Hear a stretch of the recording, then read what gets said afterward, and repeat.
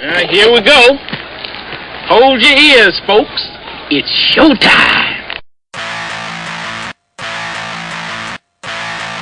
You're listening to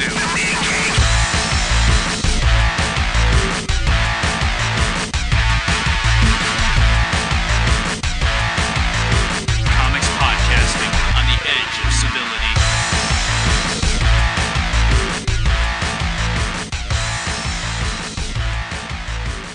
Hey, Rev. Hey, Tech. It's episode 62 Yes, it is. of The Mean Geek. Yes, Comics it is. Podcasting. At on the edge of civility. Oh, I never get it right. You never do. How was your Christmas? My Christmas was good. Okay, good. Did you get geeky shit? Not really. No, because you didn't fucking ask for it, so I didn't get you any. Okay. Schmuck. What the fuck are you talking about? How am I supposed to build up fucking material for the goddamn podcast if you don't ask for shit that we can talk about? There are a couple of graphics on the list that you skipped. Yeah, because I know you like Dylan better. Which is a source of never-ending chagrin to me. At any rate, the only truly geeky thing I got JMS's Superman Earth 1. And how was that? I enjoyed it. It seemed a little pat, but the short length didn't really provide for anything but that. So, but it was a nice different take, and you know, how much can you do with Superman these days? I'm still mad that he, ran off and decided he was going to give up 2 books that he might have gotten somewhere with. But, what are you going to do? Creepy. So, I'm going to give you 3 guesses on what I've been catching up on Netflix. Well, you were watching Superboy version Smallville. I finished the first season of Smallville, but that's not what I'm talking about. Okay. Let's delve into the first season of Smallville real quick. Right. Not fucking impressed. Like, at all. Well, that's not good. The only thing that kept me coming back episode after episode was Kristen Cruick's ass. Okay. She was an incredibly gorgeous woman. Still is, I assume. Haven't seen her in anything, but She's on Chuck. That's right. Yeah. That's right. She made a special guest appearance on Chuck. So, they launched right into the Monster of the Week thing. And the whole premise is, for the 3 of you on the entire planet, besides me and Bill, who have not seen Smallville, is he's a teenager, right? When he crashes in Smallville, large portions of dozens of kryptonite meteorites come with him. So, damn near every single episode has kryptonite in it. Well, there is a lot of kryptonite out there. But, instead of totally unaffecting most humans, it actually gives quite a few of them powers. Intriguing. Yeah. So, we end up with the bug guy. Always my favorite. The guy who, loves bugs and can turn into a bug and does various whatever powers with, assaulting people with bugs. You had the electrical guy. Gotta have electricity. Black Lightning, Electro, blah, blah, blah. The shapeshifter girl who's unsatisfied with her life, so plots to take over the life of the main female character. Well, of course. The cold guy, who can never get warm, so he's always stealing the body warmth of people and killing them, and etc., etc. The fire guy, who also he plays a double turn as the douche coach who will win at any cost, even to the extent of killing his players if they don't perform. Wow. Yeah. Not sounding appealing. No, not at all. Now, I'm told that if I just hang in there, Season 2 ramps up pretty well, and things get cracking. So you will go back, but you're gonna I take will some go time. back. I'm going to take a break from it because an entire season in 1 week is a little quick. So, but that's not really what I was getting at with this. You know my penchant for old science fiction Right. television shows. Right. So I've been catching up on a very short-lived one. If you say Space 1999, I'm going to glass you. No, I tried that back in summer, and it didn't work. Okay. It was so bad. It was just, I could not deal with it. It was absolutely fucking terrible. But it wasn't long after that this show came around. So it wasn't V. Nope. Invaders? Nope. That was even shorter lived. All right. I will give you one clue to work out your last guess. Okay. One of the main characters was voiced by one of your favorite people on the planet. Wait, voice. So this is animated. Stay with me. Right. One of your favorite people on the planet, Mel Blanc. Dude, if this is Thunderbirds. No, it's not Thunderbirds. Thunderbirds was the 60s. Voiced by Mel Blanc. Work with me. Is it a cartoon? No, it is not a cartoon. Is it puppets? It is not puppets. Oh my god. Come on, can you do it? Buck? Yes! Buck fucking Rogers! Dude, you suck. The year is 1987, and NASA Beady, launches the last Why? of Why America's would deep you- space probes. In a freak mishap, Ranger 3 and its pilot, Captain William Buck Rogers, are blown out of their trajectory into an orbit which freezes his life support systems and returns Buck Rogers to Earth 500 years later. Wow. Wretched. No! Wretchedly bad. Not as wretched as you might remember. Not as wretched as you might remember. And, I might add, the the guest stars, Yeah. Jamie Lee Curtis, circa 1979, wearing a skin-tight red jumpsuit, Good God. big old black boots. They got away with a frightening amount of skin on that show, just because it was in a sci-fi milieu. And generally speaking, the acting is not as bad as I remember. That's not to say, it's fucking Lost, right? Right. It's not to say it's Leverage, but it's far better than I remember it to be. The dialogue is still cheesy here and there, and Tweaky can go fuck off. I just saw an episode today where Tweaky gets a girlfriend named Tina, who instead of beady beady beady says booty booty. Tweaky and Tina. Booty, really? Yes, she says booty booty.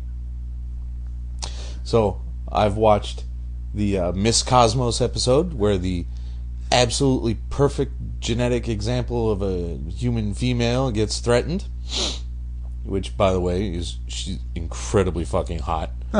Runs around with very little clothes most of the episode.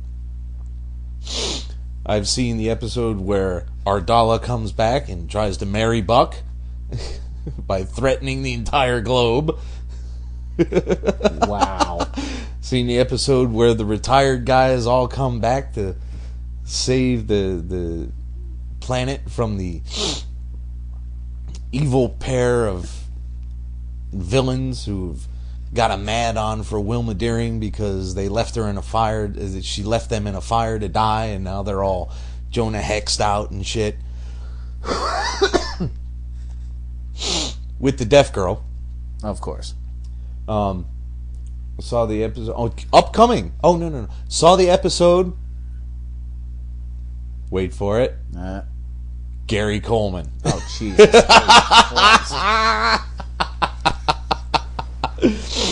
Piss on this conversation. I'm telling you, I'm having a good time with that show. Well, I'm glad, There's a lot of skin, man. I'm telling you. Aaron Gray running around in that, skin-tight spandex. I saw an episode of Treasure Hunters or whatever that Hollywood Treasure, whatever those guys that auction shit off, where they went to her house to see a model that might have been used for filming. Right. Except, she didn't take very good care of it. She put it right in front of a fucking heat vent in her house. So it was like melted almost in half. Nice. And I seen what she looks like now, and I'm like, well, everybody ages. But in 1979, oh, buddy. Dude, all the guest stars, there is not one unattractive guest star on there. Every single episode. Fair enough. Pamela Hensley. Ooh. Who? Pamela Hensley. Ardala. Who then later on went to star with Matt Horsley in that detective show. That detective show. No. Lee Horsley in Matt Houston. Oh, good God.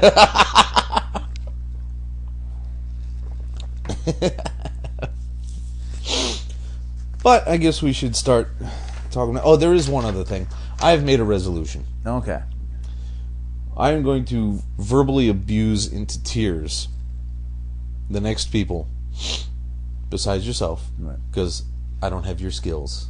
So, fuck you. Who abuses the English language in any of the following ways. Okay, what do we got? It is what it is. It is what it is. I know what the fuck it is. I'm looking at it. You ain't got to fucking tell me. You're not being hip, jaded, or cool by restating that something is, in fact, what it is. Doesn't make sense to say. It's pointless, redundant, and stupid. It is what it ain't. That's dumb too. Oh, okay. Asplode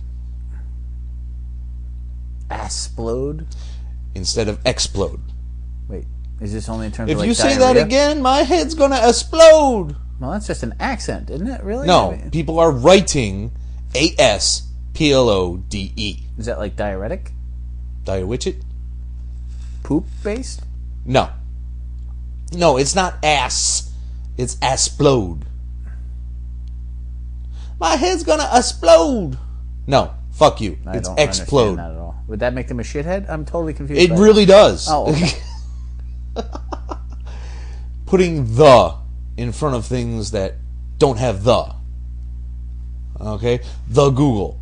Fuck you. It's not the Google. The brand name is Google. You don't say, I need the Band-Aid. Yeah, you do all the time. You say, I need a Band-Aid. Oh, I see. The Yeah, but there's only one the Google. Twitter. Yeah. So there it's not is. a single But Band-Aid. it's a brand. It is not a concept. It is not, strictly speaking, a noun. No, if you think about it. No. Hold on a second. The Google is actually more grammatically correct. Oh? Right. Because we're all reaching out to the same Google, correct? If somebody breaks into your house, do you need a police or do you need the police? The police is a concept for a group and not a formal name. But the Google. Google is a proper noun. What? How do you know this? Because that's its name. It is a verb as well, which is still kind of silly. But the point being, the Twitter? No, it's just Twitter. The Facebook. No, the name is not the Facebook. The guy, Struckerberg or Zuckerberg or Zimmerheimer or whatever the fuck his name is. Zimmerheimer? I'm pretty sure it's not Zimmerheimer, you jackass. It could be. Friedrich Zimmerheimer, the amazing Zeppelin expert. When he submitted his incorporation paperwork to the state of whatever the fuck he incorporated this in the formal name of the company, it does not say the Facebook. It's simply Facebook.com. It doesn't fit. It's silly that everybody's trying to look like they're making fun of former Bush because he said, I use the Google. Because he was too dumb to know that it's not the Google.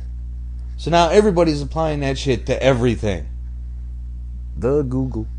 Tired of hearing it. Okay, Can't handle it anymore. fair enough. People saying OMG out loud. O-M-G.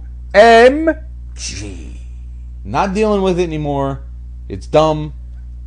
It doesn't take any more fucking effort to say, oh my god.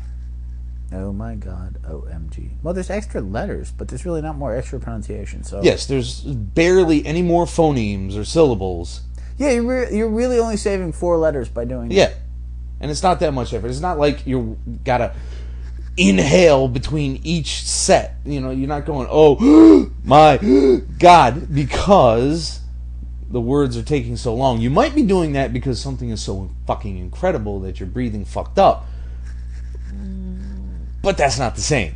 That's why I always say JCGSB. No, you don't. Yeah. You really don't. Yes, I really do. I've known you 20 fucking years. You've never, ever had that come out your mouth until this very moment.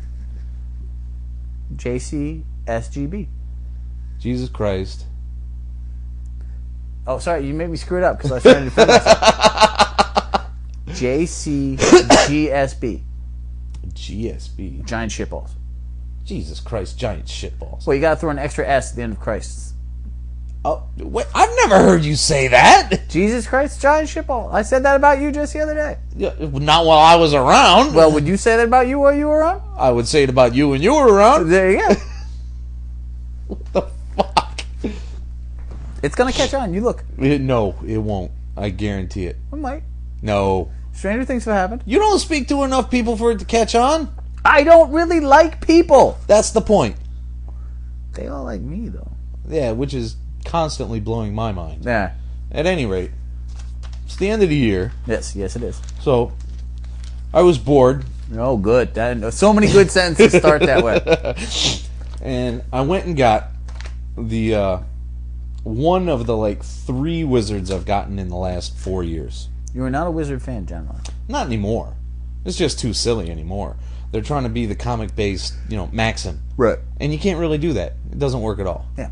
So, however, it's their end-of-year issue, and I'm a sucker for end-of-year lists. Yeah, I love that shit. Do you? Yeah, Rolling Stone, top Yeah, 100 see? singles. Yeah. The best things you haven't heard in 2004. Yeah. It's 2009, but I'll buy this shit anyway. Absolutely Yeah, I right. do that. I'm a total sucker for that crap. I think we can agree on several of these things. Okay, what do we got? I think I personally don't know enough about some of them to bother with. Well, that's not a good sign. Well, best ongoing series. Okay. Are there Probably not candidates, gonna- or does it just say outright? It just lists them straight up with a bit of text explaining everything. But I really don't think Walking Dead needs a whole lot of explanation. Nope. I actually would have gone Matt Fraction's Iron Man Really? for the last year. Better than Walking Dead? I haven't read I do the graphics. For the last year. Gotcha. But it's hard to imagine anything I that caught would up beat by the... downloading them. It's hard to imagine anything that would top the last year Fraction has had on Iron Man. Walking Dead just has a television show. I love Iron Man. Absolutely. Fraction has done phenomenal things with that book. But if you're talking about the book as a whole, and not just in the last just year. through 2009. Just through 2010. Just through 2010. Wow, 3 days into the fucking year, I'm already screwing things up. There you go. But when you get to them, you'll be like, you'll be doing the All right, whole fair enough. scales of justice thing, trying to figure out which one really covers more better. All right. Best mature readers book. Now, you'd think that might be the Walking Dead. You would hope, but apparently, bizarro little kids with antlers are more mature than zombies, because Sweet Tooth makes their list as the best mature readers book. I haven't read it, so I can't comment. I read the first one, flipped through the second one, did not care that this little kid who's obsessed with chocolate has been stuck in the woods till his father died, and now people are hunting him. Didn't care. Okay. Some unexplained apocalypse happened, and now there are deer babies, not baby deer, humans who are deer. It's just like We're- Bucky you- Cap and You Dick no, Bat. No, you're not like that at all. You've seen the pictures of Sweet Tooth, right? Yeah, wasn't there like a whole video based on him a while back? That, or maybe I'm making that up. You're totally making that up. All right. Anyway. But no, I never read enough about it to All even right. remotely So care. we're forced to take a pass on that one. Yeah. Best artist, Doug Monkey. Monkey is a great artist. he did a shitload of stuff, most notably Green Lantern, and I've rather enjoyed his work on Green Lantern. So, and Major Bummer. And yes, Major Bummer. Stormwatch PSD, Final Crisis, which I couldn't understand a single sentence never but seen looked one. good. That was before we started, so I never gave them to you. And besides, as Didn't much wanna as talk I about dislike it, I would like to destroy them myself rather than have them destroyed. Fair enough. Because I'm pretty sure you would wipe your ass with them. Oh, good. Best cover artist, Mauro Cascioli, who did all the Green Lantern, Green Arrows so far, and Cry for Justice. Those have been pretty good. Those are phenomenal covers. I just wish the inside of Green Arrow matched. Which is funny, because on the very next page, the breakout writer of the year is J.T. Krull. Yeah, that's what I'm saying. What else is he reading? Now, we haven't delved into Teen Titans, or Mindfield, or G.I. Joe Origins, Soulfire, Fathom, Justice League Rise of Arsenal, or Untold Tales of the Black Lanterns. We have done some Superman Batman. So we must have read one of those stories. Yeah, that's quite fun. But you know what? He didn't stand out enough to me to remember his name as having done Superman Batman. So all we can base it on is Green Arrow, which we both don't like. Right. Now, here's another one we don't know shit about. Okay. Best indie graphic novel of the year. Specifically, number 6, because that was this year. Scott Pilgrim. Yes. Now, I cannot get away from fucking Scott Pilgrim. And I was inches away from buying the first one to see what it was all about. But then I read another article about how fucking phenomenal it was, and I'm like, you know what? Later. I have thought about experimenting with it, but I think about lots of things. I mean, and not for long periods of time. It's like, you know, what happened to the Smurfs? And then I move on. Well, By the way, nothing happened to the Smurfs, was what I came to. Really? Yeah. They're still out there somewhere. They just stopped making TV shows? Well, you know what? I mean, They're still living their lives? little blue Germans are just not as popular as they used to be. East Germans. You think little blue West Germans are more popular? Well, it's not so much that they're more popular, it's that, you know, Papa Smurf is a communist, and it was East Germany that was communist, so... Now, the Smurfs are communists because they all share one woman equally? Is that the theory? Because they share all of everything equally, and everyone is incredibly specific. Hi, how are you? Incredibly specific at their jobs. They are led by a man dressed in red with a big fat beard. So basically, he's Santa then. Now, how many communists wear all? No, I don't remember Karl Marx walking around in some sort of velvet velour shirt. No. But the Smurfs don't make toys. They make bombs. Jokey Smurf does, or whatever the fuck his name. Actually, they don't really Practical share at all. Joke Smurf. Or what. Everyone has their own singular item that they don't share with anyone else. They're capitalists. Vanity Smurf has his mirror. Hefty Smurf has his tattoo or whatever. You the fuck. remember Vanity Smurf? I actually bought the girlfriend a Smurf comic book. Coloring book that I found. So yes, Vanity Yeah. Smurf. That. Well, if there was anyone that was going to need a Vanity Smurf. Moving on rapidly. Hot chat, yeah. Breakout artist, Gabriel Hardman. Now, you might wonder, like I do, what the fuck he did. Yeah. Apparently, he's been running around Agents of Atlas. Ooh. Didn't read it. Yes, you did.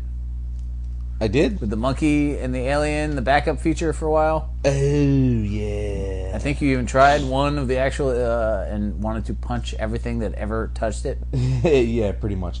He's currently on Hulk, I suppose. But they don't really list a whole lot else he's done. So, bleh. And they're saying the best new book, and I'm hoping they're wrong, because I'd be pissy if I missed out on the best book of the year, best new book of the year. But they're saying Avengers Academy, featuring all brand new characters.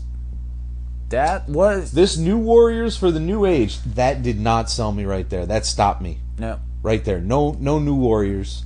Not for the New Age. Forget it. Won't have it. So a guy got buried. So what? Oh, now he's undead. So we're watching Jonah Hex, kids. And apparently Jonah Hex has been buried alive, and he's just decided, you know what? I'm just going to walk out of this grave and deal with this asshole who buried me. We'll have to rewatch it to make sure it's any good, but, you know. Best moments. Moments? Okay. Individual moments. Ares being ripped apart by the Sentry. That was pretty legit. It was a shocking moment. It was an oh my god moment, not an OMG. An oh my god. Okay. It was definitely cringe-inducing with all the intestines and various other viscera floating around the panel. But yeah, I suppose it was pretty big. Well, it's pretty hardcore. Huge on two levels. First off, you're taking out a player. Yeah. Ares had been huge in all of Bendis' Avengers. Right. You didn't see his death coming. And it also revamped what you were thinking about the Sentry at that point. Right. Okay. Because they played back and forth with him so many times. And you didn't know what the fuck he was going to do. You didn't know if he was capable of throwing down properly. And then he takes out Ares, and suddenly all bets are off. So yeah, I'd say that's a huge moment for the year. All right. Very good then. Batman and Robin. Oberon Sexton, also known as the Gravedigger, revealing himself to be the Joker. Huge and unexpected, but since I hated the book, it's hard for me to be like, oh my god! We'll skip over Buffy Season 8, number 34, because we don't read that shit. What is it, though, out of curiosity? Twilight, the supposed villain of the series, turns out to be none other than Angel. Whoopity crap. Just call me Angel. A hero turning out to be a villain and being revealed. The story in which it happened probably had a little more weight to it than I'm making it sound. Well, sure. But that is a well-known trope. Haven't finished out Ex Machina yet, so the fact that that silly reporter kills the mayor's mother means nothing to me yet. Madness. When I read it, that might be a different story. Something big happened in Hulk 26, but I was done for a year at that point. Apparently Thor beats him down and didn't give a shit. So. Now here's something that you're going to dig. Okay, what do you got? You're almost certain to agree with it wholeheartedly. Eh? I know I didn't acquire for you everything that the guy did this year, but should be sufficient for you. What you got? Best creator of the year, according to the Wizard, Mike Mignola. Yay! Oh, I thought you'd like that. And probably as a direct result of that, best one shot, which I never saw, so I couldn't get it for you. What's that? Hellboy in Mexico. Oh, that's an awesome title, though.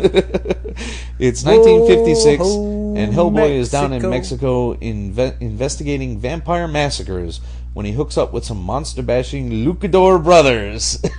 Oh my god! We so need to order that.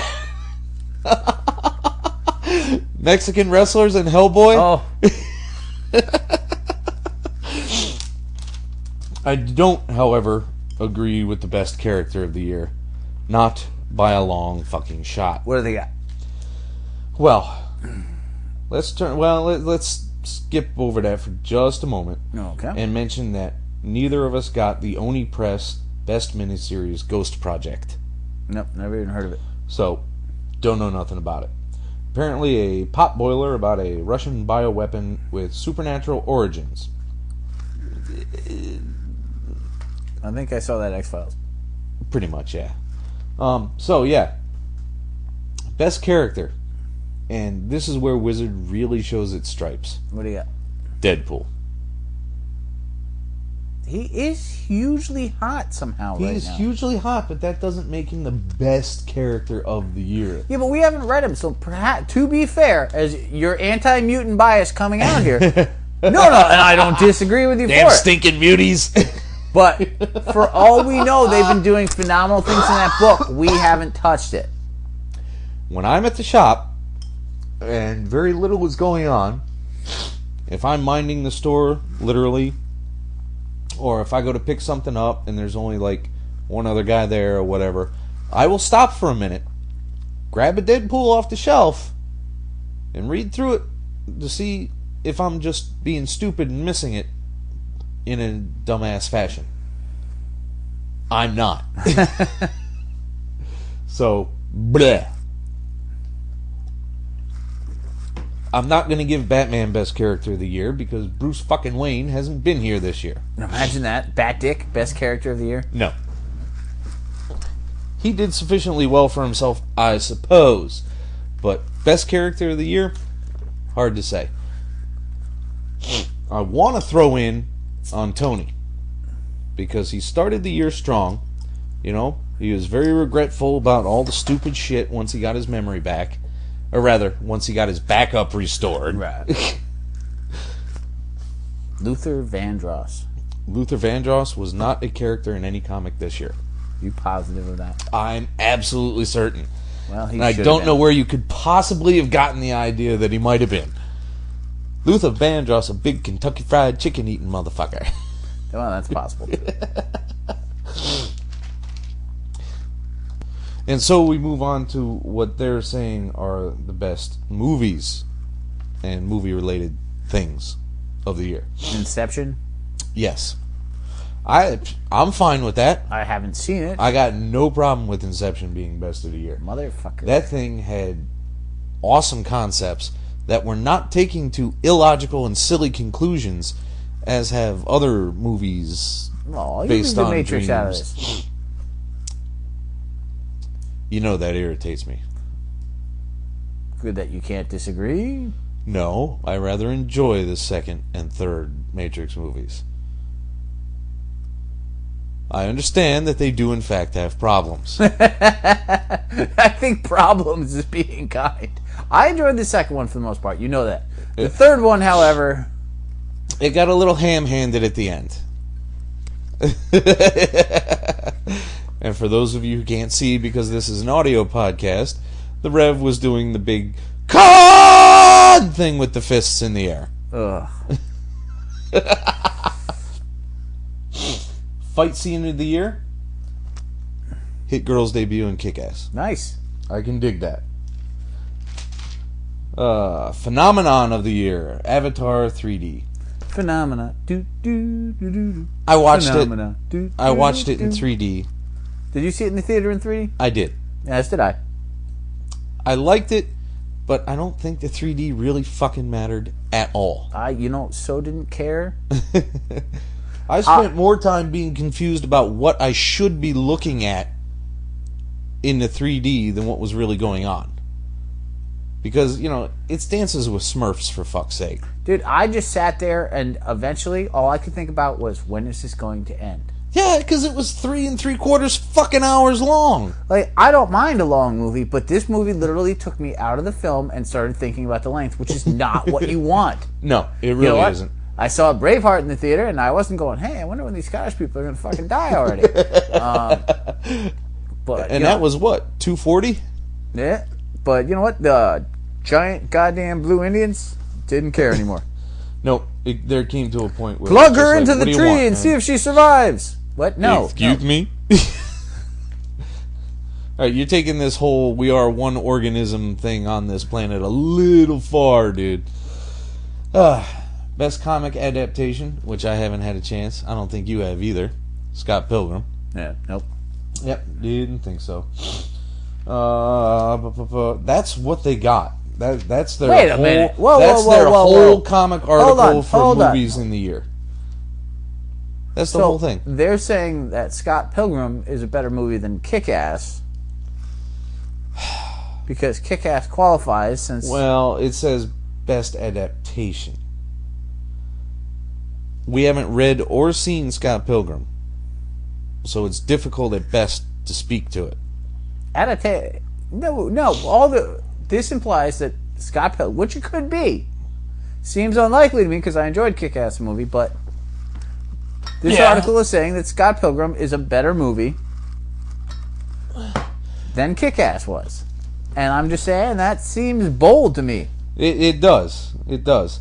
I don't know where they're going with that. I mean, we could read the whole fucking thing to determine... No, thank you. And so I'm so not doing that.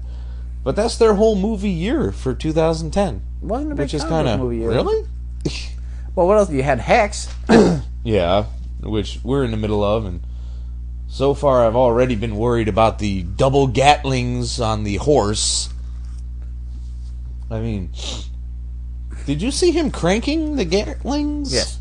Okay, just checking, because there was no electricity, and certainly not in a compact enough form to be putting on a goddamn horse. Plus, the horse, if you look closer, you can actually see the horse feeding the ammo belt. Are you serious? No, you jackass. Dude, I would not put it past movie makers these days. You gotta be kidding me. I would not put it past movie makers. Come on, ammo belt, let's ride. I-O 50 cal. Alright, that was dumb. Yes. They got an article about Tron, which I haven't seen. They got some games here. Best game of the year, Spider-Man Shattered Dimensions. That's highly unlikely. Haven't played it. Haven't even put it on my GameFly queue, so no idea. Best shooter, Halo Reach. I'm done with Halo as standalone games. Really? Yeah. If somebody wants to play multi, I'll go at it with them. Don't give a shit.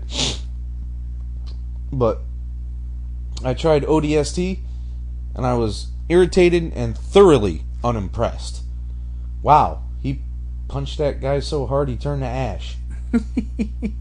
I believe the plot actually explains how that's possible, but I hope so. Turnbull? That was the street I was born on. Apparently you were born on a douchebag street. Yeah, well, the neighborhood bullies made sure of that. Yeah. So, yeah, so I didn't give a shit for ODST, so Reach was totally off my radar. Did not care. Fair enough. Best movie tie-in. Oh, I wonder what that could be. Scott Pilgrim versus the World, the game. Bite me to hell. There's an actual game based on Well, of course there is. It's a movie. Yeah, but I never saw an ad. I've never seen the game. Nah, neither have I, but who gives a shit? Now, here's one you're fiending, What's that? and you gotta get your Xbox fixed so you can play it. Oh, this is a zombie thing, isn't it? Best game for mature gamers, Red Dead Redemption. So, what are you gonna do? They do have a noted biggest disappointment, Ooh. which is the delay of the DC Universe Online. I spent a significant portion of my morning yesterday looking through the trailers and reading about this game. Okay. And in 8 days, I will be happy to purchase it. Really? Absolutely. I cannot say how long I will keep it. I cannot say how it may engage me. But looking at the material, looking at the art, designed by Jim Lee, thank you very much, all that stuff has me hooked enough to buy it. I don't know if it'll replace Warcraft just yet, and I don't know if Knights of the Old Republic, or rather, the Old Republic, will replace DCU when I'm done, when all is over with and said and Now, put away. if you like either of these games, will you totally dump World of Warcraft, or will you keep it going? Absolutely. Wow, so you let all the Fuck yeah. characters vamoose. Yep. Like vamoosing. Yeah. Like Absolutely. Fantasy's fine. I've read my share of fantasy books. Fantasy games have a frightening amount of room that you can develop shit into. But Star Wars and comic books, I was into either or both of those long before I picked up my first fantasy book. So, What are you going to do? Now, I got to tell you right off the bat, even though I enjoyed Galaxies for a long time, Right. even though I enjoyed Knights of the Old Republic and Knights of the Old Republic 2, it's by BioWare. I trust them as a company. Every game they've ever made, I've enjoyed. Even Bioshock, which I still haven't finished. But so far, I've been happy with everything they've done. Okay. Now, what worries me about DCU is that it's by Sony Online Entertainment, who are the people that fucked Galaxies. Well, they may have learned from it. I'm really hoping they did. I'm totally hoping they learned everything they ever needed to learn about What not to do. making an MMO from the mistakes they made with Galaxies. You know, they went... At the time, Galaxies, when I left it, had 250,000 people playing it. Which sounds like a lot, until you realize that EverQuest had over 1 million. And right this second, Warcraft has almost 12 million. Wow. Yeah. How many does City of Heroes still have? That's a really good question. I don't know. Because that game is still I would- alive, right? Yeah, oh yeah. They've had several expansions and a companion game, City of Villains. What, so you can be a villain? Oh yeah. Do the made-up heroes fight you? I don't remember if they cross over or not. But either way, the next couple of weeks are going to be very interesting gaming-wise. I'll have to put Civilization 3 aside, and instead of conquering Aztecs, I'll have to shoot, fire out my ass at General Zod. But Zod. it's got an interesting mechanic and backstory. Apparently, Brainiac comes back to Earth, and he seeds the planet. Or am I getting this story right? Probably not. He takes over because eventually he had just so many minions, etc., that it totally overwhelmed all the heroes. Only Lex Luthor was left. So he goes back in time after having hijacked a bunch of Brainiac's little nanite things, and he reprograms them and sets them loose on the planet so that hundreds and hundreds of ordinary people, like yourself, game player, develop powers. So there are more people to fight Brainiac. Yes, absolutely right. Now, I want you to take a minute sometime next week, tomorrow, this week, doesn't matter. Just watch the big backstory trailer. Okay. If they could make movies like that, I would never need fucking live action ever again. I'm telling you, you watch the backstory trailer. It's 4 minutes of holy fuck. Black Adam is there. Deathstroke is there. Superman comes back because he's put himself into exile. The Flash is there. Green Lantern, Green Arrow. Although the only time you see Green Arrow is in a pan across the devastated landscape, and he's dead, just drooped over a Man, they girder. always kill Green Arrow. Remember I proved that with that Elseworlds annual thing? Pretty where much, yeah. And this is where Green Arrow dies. That dude is the DC bitch. But Wonder Woman kicks serious Slade Wilson ass, and she rips apart a couple of robots, and there's even a fucking cameo by Giganta. Good lord. Yeah, what's his face? Green Lantern is just flying by in the sky, pops her one, she collapses on a building and knocks herself out. But let me tell you, she got that ass. Oh dear God.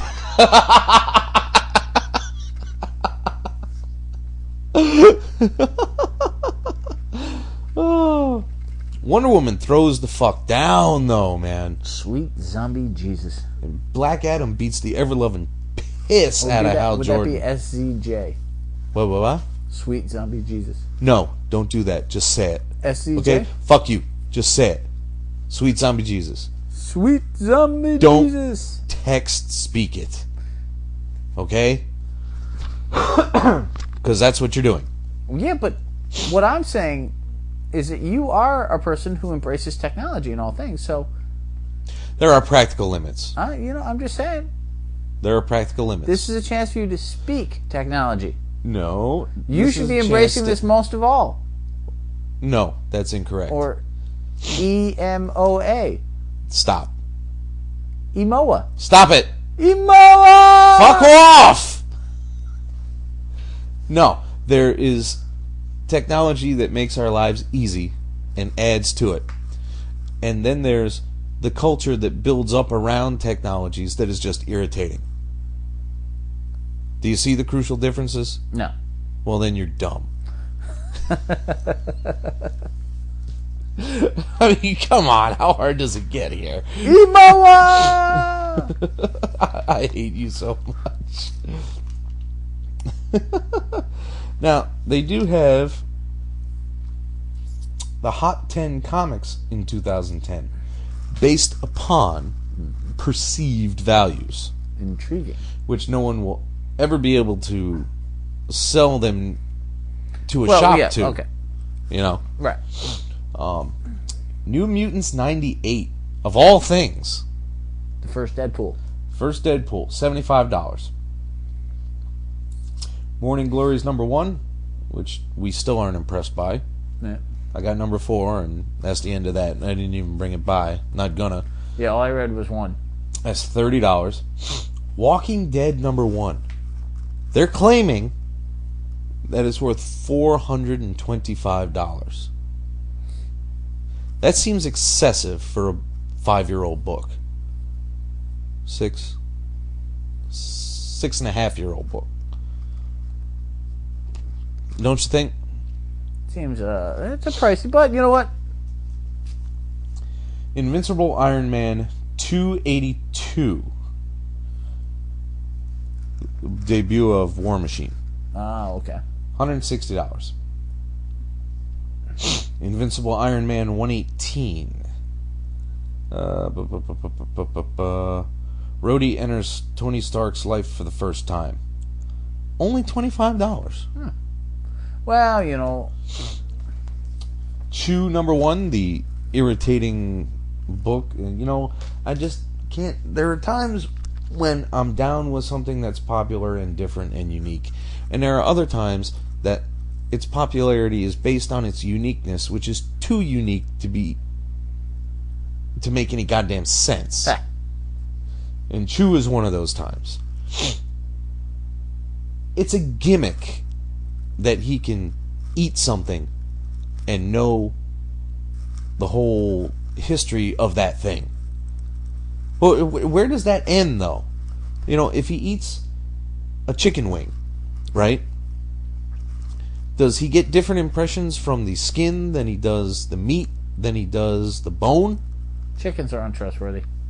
Well, yeah, I agree there, but if he has soup, does he get a jumble of images from the fucking carrots and celery and onions? And what the fuck does a piece of celery have to fucking say about life? Absolutely nothing. Probably dietary advice. Yeah, that would be it. Whatever. Walking Dead 61, which was interesting because it doesn't even notice. This is popular. Detective Tony Chu's debut here wasn't noticed until Chew #1 went through the roof. You're reading about But Chew. it must have been a preview. Oh, maybe. New Mutants Volume 4, #12, $16. No one expected the Second Coming crossover, and apparently Second Coming is important in that issue. Yeah. Because they don't give it. Here's something that you might take a chance on. What's that? Just out of sheer oddness and your love of all things Disney. Oh, okay. The new Darkwing Duck #1 is $16. I would have picked that up if I saw it. For $16? Hell no. That's what But, I you know, thought. when it came out, I probably would have. But, yeah, I mean, a lot of that Disney stuff and whatnot was hot when it came out and then goes nowhere. Right. So, I think that'll cover it for now, huh? We accomplished nothing! Yay! Stick with us for episode 63 when we run through a pile and do other irrelevant shit. Damn the pile. Later. Peace. The Mean Geek is recorded live at the Reverend Mad Duck's apartment whenever the hell we can get to it. You can find us on iTunes, Podcast Alley, Facebook, Comic Space, our own site, www.themeangeek.com. Subscribe to us through RSS, and most importantly, find us as a proud member on the Comics Podcast Network. Contact us directly through email at themeanergeek@gmail.com.